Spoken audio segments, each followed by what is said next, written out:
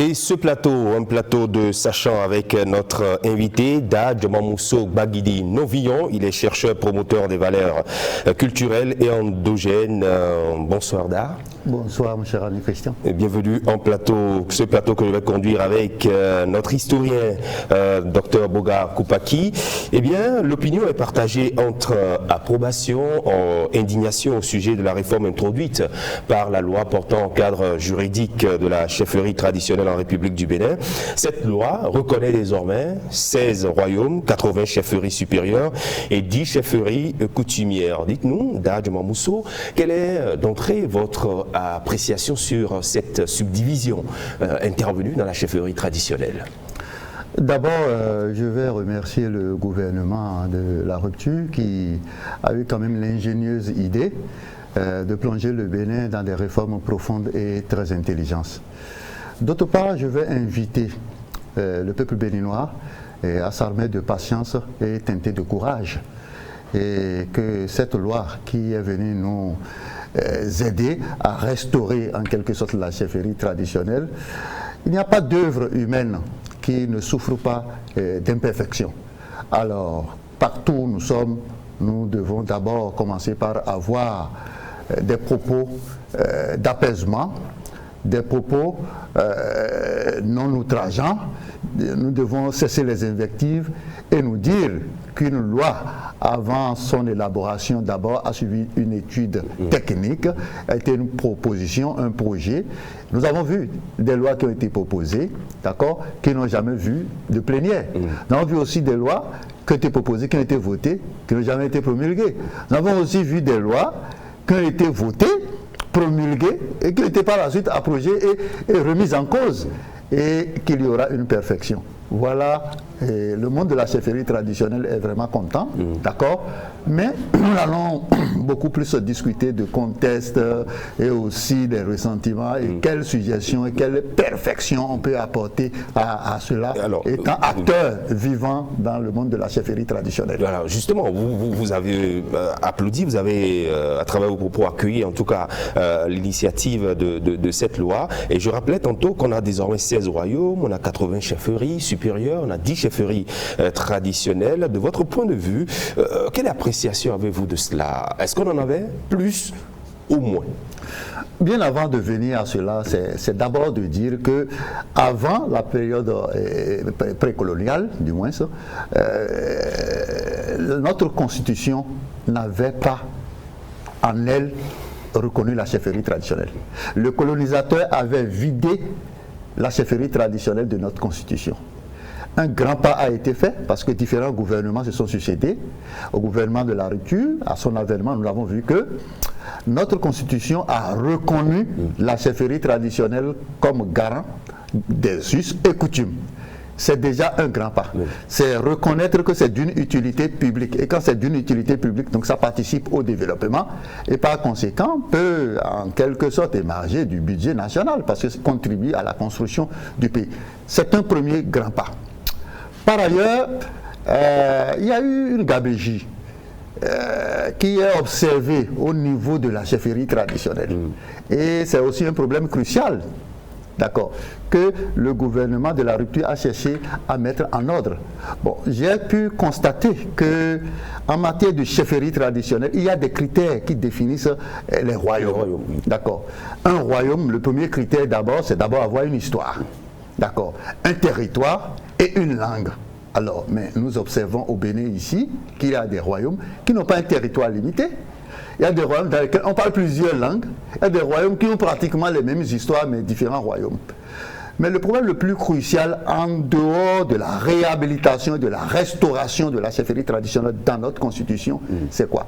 C'est le code royal de succession. Parce que j'ai pensé, en analysant que le gouvernement a essayé de régler un problème par les effets, alors qu'on peut régler le problème par les causes. Les causes de la multiplication et de l'anarchie au niveau des royaumes, c'est d'abord les royaumes, pour la plupart du temps, n'ont pas de code royal de succession. Il n'y a pas de code coutumier. Et lorsque on ne dote pas ces royaumes de code royal de succession, alors quand la succession est mal faite, celui qui prétend aussi être roi se retrouve à 50 ou 30 km de l'autre côté et puis érige aussi un royaume, ce qui a favorisé la multiplication des royaumes. Alors, le gouvernement de la rupture a eu à faire quelque chose que nous avons applaudi. Mais nous aurions souhaité, moi particulièrement, j'aurais souhaité que ça aille par étapes. Étape, le gouvernement n'est pas parti directement en constitutionnalisant la chefferie traditionnelle, en voter en même temps la loi. On a constitutionnalisé la chefferie traditionnelle. Il y a eu un temps d'observation, d'accord. Mais ce qui crée le problème de la gabégie au niveau de la chefferie traditionnelle aurait pu être la seconde étape. Il faut s'approcher des contrées susceptibles d'être au royaume ou au chef coutumier ou les désignations qu'on a. C'est un travail scientifique. C'est un travail scientifique qui devait être fait par des enquêteurs, des historiens et les psychologues, tout ça là, pour identifier ces différents lieux-là, les doter d'abord de ce qui crée la gabégie. D'accord. Et quand on aurait réglé ce problème-là, je pense qu'on pourrait venir sur la loi. Vous imaginez, il y a parfois des problèmes que seule une phrase, un mot peut régler, comme une phrase, un mot peut compliquer et qui est aggravé. J'aurais souhaité que pour la première fois qu'on dise que quand on confie un problème aux politiciens, qu'ils ne le multiplient pas, qu'ils servent à régler le problème. Et lorsque vous observez... Est-ce que ça dit que les royautés, le système d'organisation traditionnelle, vous avez parlé un peu des entités traditionnelles structurées, organisées avant l'avènement de la colonisation, les années 1894, vous parlez des politiques aujourd'hui, et ça dit que les chefferies traditionnelles ou les responsables des entités ne sont pas des acteurs politiques? Non. Vous savez, la chefferie traditionnelle était le système politique de notre culture, exactement, de nos coutumes. D'accord. Le colonisateur a d'abord fragilisé les vertèbres des pays africains. Lorsqu'on détruit votre système politique, c'est que vous cessez d'interroger vos us et coutumes dans la résolution des différents problèmes que la nature vous impose. Donc on a réhabilité d'abord le génie. Alors, lorsque vous parlez par exemple de... On a quand même constaté que ça n'a jamais cessé, même si les entités ne sont pas totalement impliquées dans la gestion du pouvoir quotidien, ils étaient quand même dans une certaine portion régler des problèmes et avaient toujours une organisation sur place. Bon, vous voyez, ce que nous avons, nous autres, ce que nous reprochons et nous conseillons au gouvernement, c'est quoi? C'est-à-dire, il faut identifier la cause de ce qui cause la cause de ce qui est. Qu'est-ce qui cause l'anarchie? Un problème a été réglé. La restauration, la réhabilitation. D'accord. Maintenant, qu'est-ce qui a amené la gabégie? Il faut un comité technique qui aille, malgré que les royaumes soient identifiés, oui, les chefferies suprêmes soient identifiées. Il faut aller aider ces contrées à rédiger leur code royal, leur code coutumier. D'accord. Et on observe, lorsque vous regardez les états généraux de l'administration coloniale, vous savez, il n'y avait pas 77 communes au Bénin. Il n'y avait pas 12 départements au Bénin. Il y avait 6 départements au Bénin.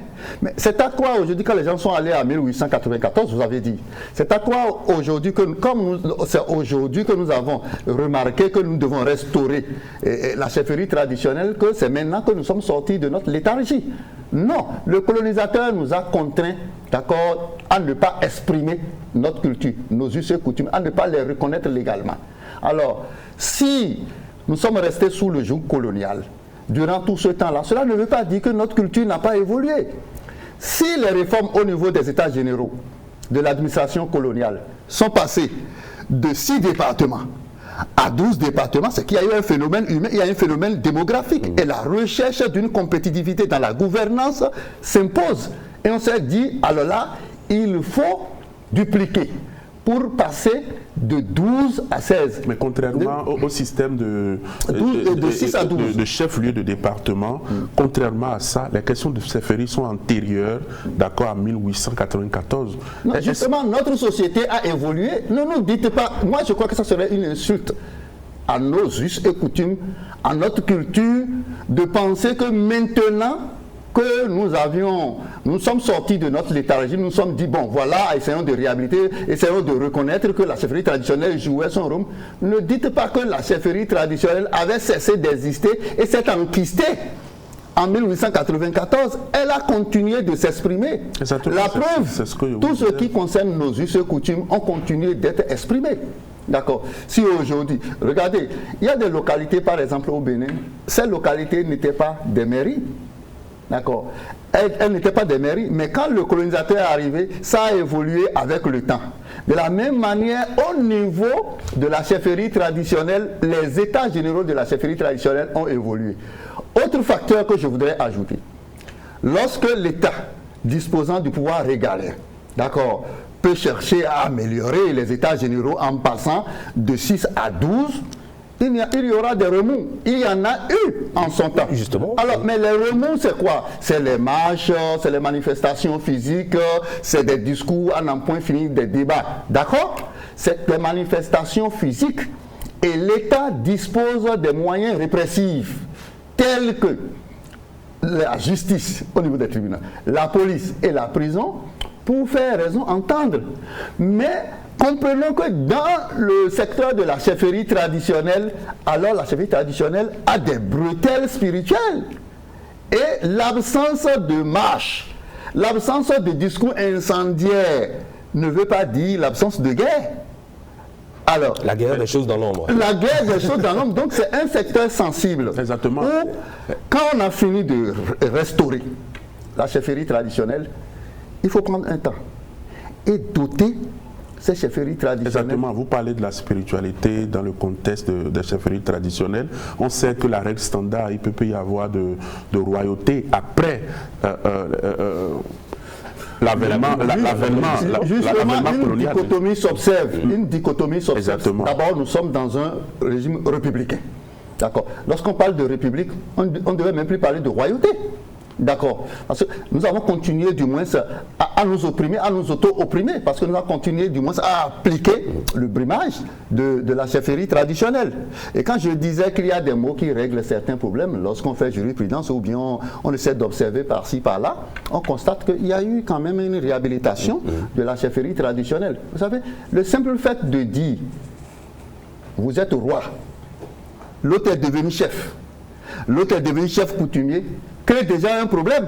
Alors qu'on peut simplement, par exemple, lorsque je vois la stratification des différents, comment on appelle, postes de fonction de la royauté, on aurait pu dire simplement roi de premier degré, roi de deuxième degré, roi de troisième degré, et puis tout le monde se sent roi. Est-ce que vous avez dit tout à l'heure, Christian, permettez-moi, vous m'avez dit tout à l'heure que quand on parle de système de royauté, c'est d'abord une question de territoire, une question d'ethnie, c'est d'abord une question de us et coutumes, c'est également des questions d'entité. Mais dès lors que le royaume n'existe plus.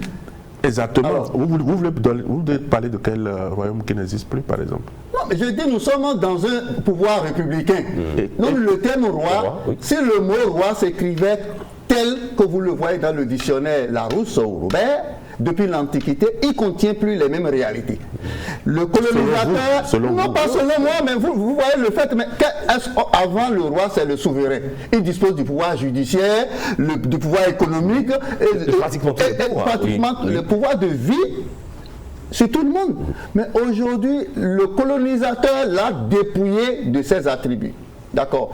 Et si nous voulons réhabiliter, je crois que le gouvernement de la République a pu faire quelque chose. Quand j'ai lu au travers la loi, j'ai constaté qu'on a voulu aujourd'hui consacrer la chefferie traditionnelle, du moins à garantir les us et coutumes. D'accord. Mais à militer pour la paix, à travailler pour la paix. Exactement. C'est une nouvelle orientation. En écartant des entités qui ont existé, documentées, est-ce que cela milite véritablement à la paix dont vous êtes en train de parler? Oui, je crois. Si on ferme la chefferie traditionnelle, si la chefferie traditionnelle cesse de s'exprimer, je crois que les tribunaux seront vraiment saturés. Non, je parle des entités qui ont existé, d'accord, que tout le monde connaît, et qu'aujourd'hui, que la loi n'a pas pris en compte. Non, quand vous parlez des entités qui ont existé, je parle de royauté. C'est là l'aberration. Et cette aberration, je continue de vous expliquer que c'est l'administration coloniale qui est en train de réformer aujourd'hui sans le besoin et l'utilité en elle, qu'elle est passée de 6 à 12, dans le souci de rechercher la compétitivité, parce que dans les jours à venir, on est en train de constater que Godomé peut devenir... Mais je vous explique que ce n'est pas les mêmes choses à comparer. Non, c'est la même chose à comparer parce que si aujourd'hui on estime que notre système politique, qui est la chefferie traditionnelle, qui jouait ce rôle entre-temps, on veut lui donner une responsabilité aujourd'hui. Cette responsabilité, elle va la jouer en fonction de sa compétence de territoire et de mouvement démographique. Alors, si aujourd'hui, regardez, le Bénin, tout le Bénin était Daobé avant.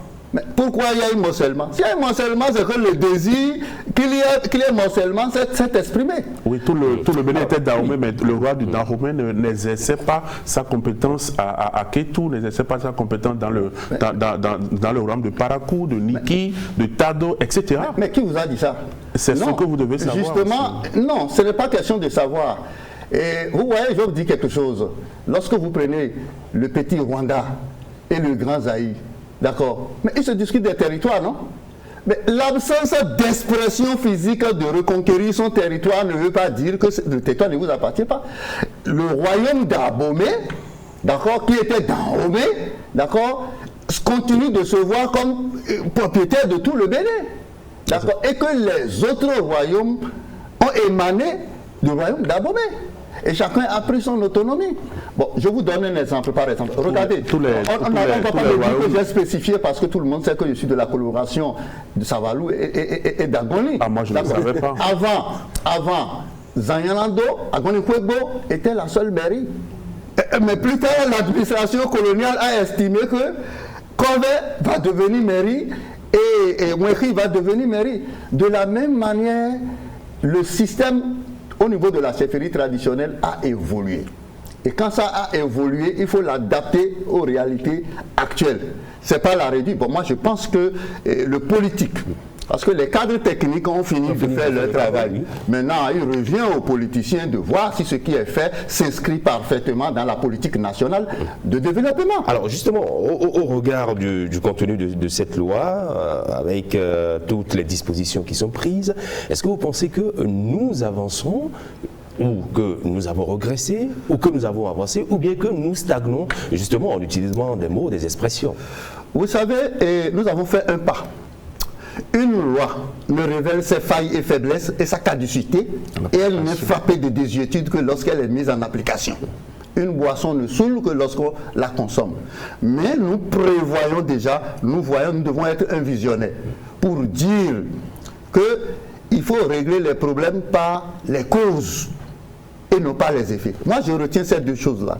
Et une deuxième chose qui est prépondérante, qui est cruciale, c'est quoi? C'est que qu'est-ce qui a amené la multiplication du nombre de rois? Si le gouvernement allait tenir compte de tous ceux qui disent qu'ils veulent être rois, peut-être que nous aurons 16 plus 80 royaumes.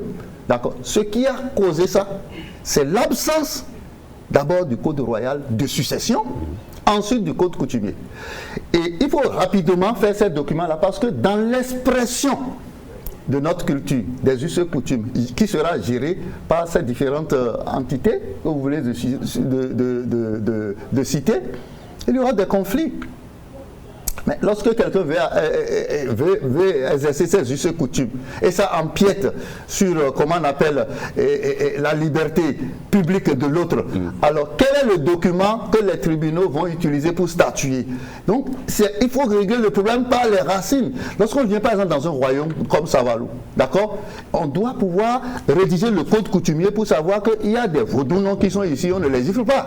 D'accord. Ah, la succession, ça se passe comme ceci ou comme cela. Justement, en parlant de la succession, on a vu au niveau des royaumes comment ça a été énuméré dans le document. Quand on prend chaque royaume avec ses spécificités. Non, moi, vous êtes en train de parler de ce qui est superficiel. De façon générale, oui. D'accord. Oui. Moi, je souhaiterais que le gouvernement s'implique par les cadres techniques qui ont fait ce travail, qui est une bonne élaboration théorique, parce que ce n'est pas encore pratiqué, ce n'est pas encore promulgué, puisse s'investir du même pouvoir, que le chef de l'État les mandate encore pour aller aider ces chefferies coutumières, ces chefferies supérieures ou ces royaumes à mettre en place les documents que le pouvoir judiciaire peut exploiter demain. Parce que de la royauté, la tradition, ce n'est pas un jeu d'enfant. Je viens de vous le dire en vous disant que si le colonisateur a pu faire ses réformes et a pu faire ses états généraux, est passé de 20 communes à 77 communes ou bien passé de 6 départements à 12 départements, c'est qu'il dispose des moyens régaliens pour restaurer, pour imposer ça. Mais ici, de quels moyens dispose le gouvernement, d'accord, pour faire adopter ça dans l'ombre, sachant bien que les us et coutumes n'ont pas un document de vérification. Comment vous pouvez vérifier si quelqu'un a été attaqué par un sorcier? Nous sommes tous béninois. Non, justement, il n'y a pas de document. Nous sommes béninois. Il n'y a pas de document. Et lorsque un roi, par exemple, convoque quelqu'un dans son royaume pour dire que bon, on le traite de sorcier là, c'est coutumier. Oui. D'accord. Ou bien tel a envoyé tel beau ou vaudou contre telle personne, a violé les lois, c'est ça là. Mais le procureur, lui, va statuer sur quoi?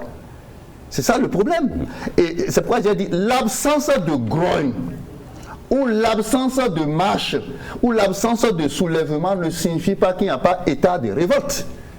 D'accord. Mais la chefferie traditionnelle a des bretelles et ces bretelles sont occultes. Ces bretelles sont spirituelles et l'expression, ouais, aujourd'hui, nos us et coutumes n'ont jamais disparu. Allez quelque part là où on peut mettre des ordures, d'accord, et écrivez, ne jetez jamais d'ordures ici. Vous allez voir, les gens vont continuer de jeter les ordures.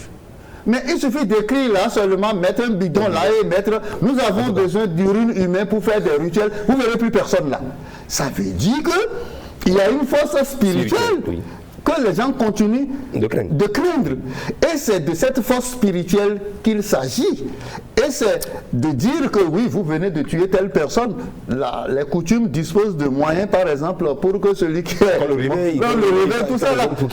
Le pouvoir du colonisateur dispose de quels moyens pour quadriller tout ça. Voilà. Alors, dans Djawamousso Bagidi Novion, finalement, quelles sont véritablement vos attentes? Bon, moi, j'aurais souhaité, si ça ne tenait qu'à moi, voilà, que vraiment, d'abord, tous les rois du Bénin ou les chefs suprêmes du Bénin, si c'est adopté, parce que tout ça là, c'est un abus de langage, parce que tant que la loi n'est pas encore promulguée, alors elle reste à l'état de brouillon. D'accord. Je souhaiterais que les gens d'abord félicitent le président qui a eu le courage, d'abord au niveau des états généraux de l'administration coloniale, à passer de 6 départements à 12 départements, ce que les autres régimes n'ont pas pu faire. D'accord.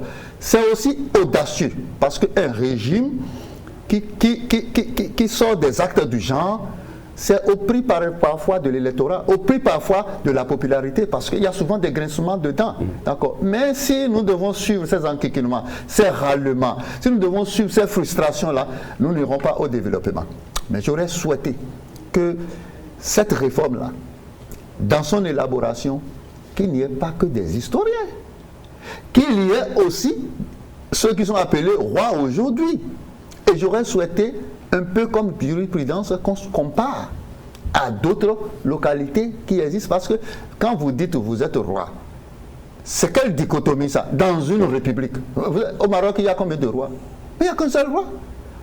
Alors, dans les pays qui sont à côté de nous ici, et d'abord le thème roi, il faut changer même ce thème-là. Vous proposez quoi? Non, mais on peut dire à Khonsou Oba, non?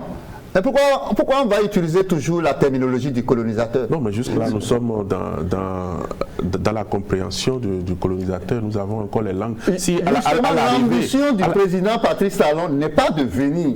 Si je lis dans ses intentions, un peu comme on lit dans les intentions d'un héros, d'un roman, son intention n'est pas de venir moderniser la chefferie traditionnelle et les us et coutumes. Exactement. Mais de venir retrouver un cadre juridique qui l'encadre et qui la réoriente vers, comment on appelle, la promotion de la paix. J'aimerais avoir une réaction de... Et ce sera très rapidement, parce que c'est la fin. Si à l'arrivée, vous avez constaté que le royaume de Savalou ne figurait pas dans les royaumes, quelle serait votre réaction? Mais je dis ça là, c'est la volonté politique. J'ai dit, les techniciens ont fini de faire le travail. Lorsque vous regardez par exemple en matière d'état généraux de la chefferie traditionnelle, le département des collines, il y a 3 rois. Dassa. D'accord. Dassa, Savè, Savalou. Même vous comprenez, Savè et Savalou, c'est des royaumes qui ont pratiquement les mêmes patois, les mêmes langues, d'accord, une ressemblance linguistique. Il y a un constant linguistique qui se retrouve là. Bon, vous prenez tout le département des Zou, qui est plus grand, d'accord aussi, et vaste, et qui historiquement, bon, c'est un seul, comment on appelle, un seul royaume, un peu comme partout. Grand trône n'est pas grand roi. Je voudrais inviter tous ceux qui étaient rois. Si la loi arrivait à être promulguée, tous ceux qui étaient rois et qui sont devenus chefferies traditionnelles, ceux qui sont devenus chefferies coutumiers, à comprendre que grand trône n'est pas grand roi.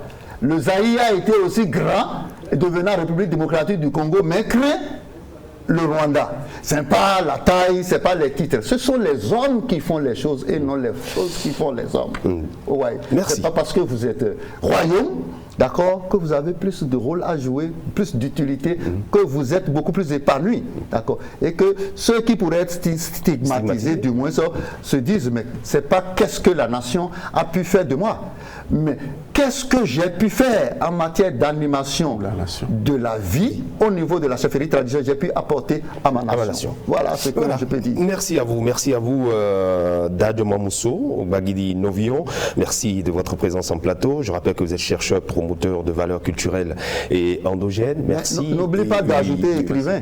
Écrivain, justement. Ah oui, ça c'est un autre aspect que... Bon, en tout cas, on ne va pas passer au service commercial.